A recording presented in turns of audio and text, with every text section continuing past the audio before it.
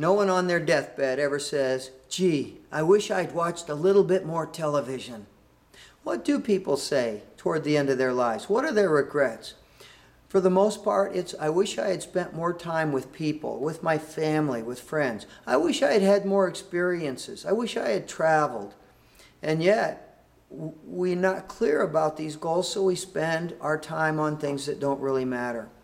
And you've probably heard of buyer's remorse.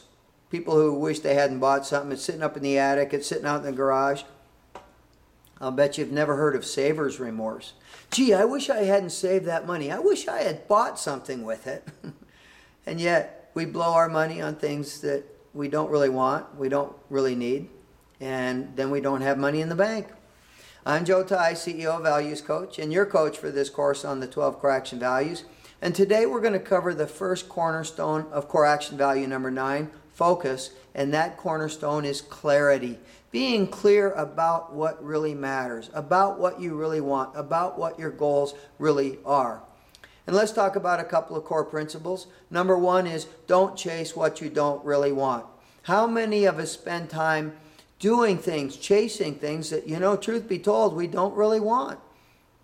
I said in the last module, I bet that you don't want 10 years from now to be flabby, out of shape, and have nothing to talk about and nothing to think about. And yet the average American spends almost 5 hours a day watching television, and the exact outcome of spending all that time watching television is that you get what you don't really want. Don't want what you can't have. How many people spend a whole lot of time chasing things that they really can't have, dreaming about things they really can't have, fantasizing about things they never will have? Oh, if I only won the lottery, everything would be cool. It's not true.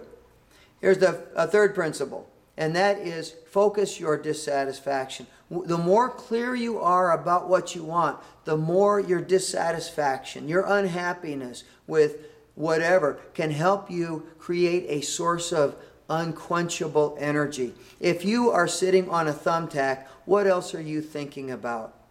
Absolutely nothing. The one word going through your mind is move. The second word might be now.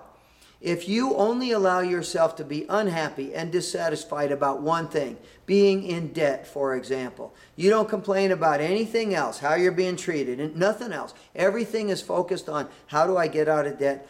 That dissatisfaction that for so many people is a source of misery can become for you a source of incredible power. And the fourth thing I'll say about clarity is that it takes a lot of courage. For you to set 1 or 2 or 3 big goals means that you have to have the courage to marshal your resources toward the achievement of those goals. You have to have the courage to say no to everyone else. And let's talk about a couple of very practical things.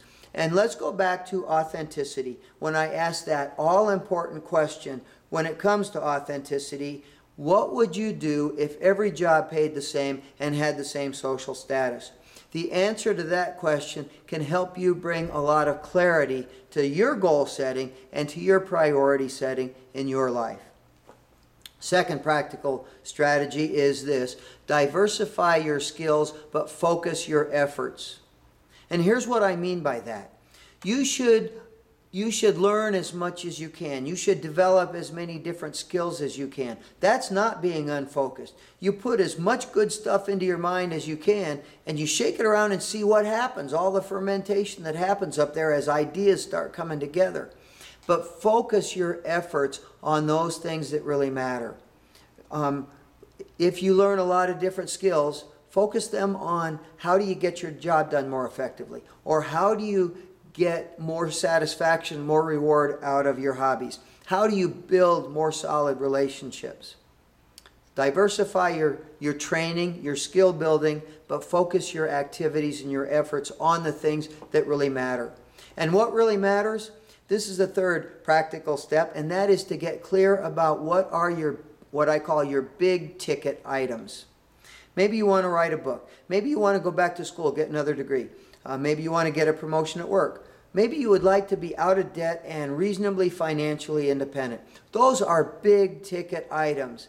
And I'll bet you this. I'll bet that if you go back and track your time, how you've actually spent your time over the last 3 or 6 months or year, or if you do it prospectively looking ahead, I'll bet you that a substantial majority of your time is spent on things, maybe what feels like urgent things, but many of which are trivial things that have nothing whatsoever to do with your achieving your big dreams and goals, those big ticket items.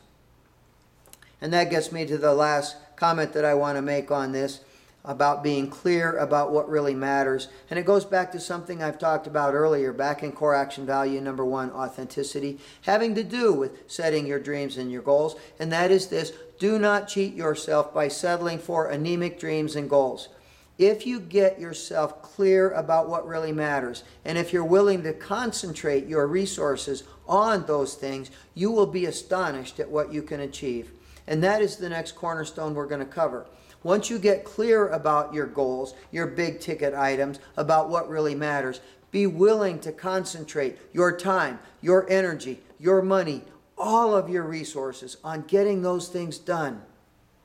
You'll be astonished at what you can do when you stop cheating yourself by assuming there are so many things that you can't do.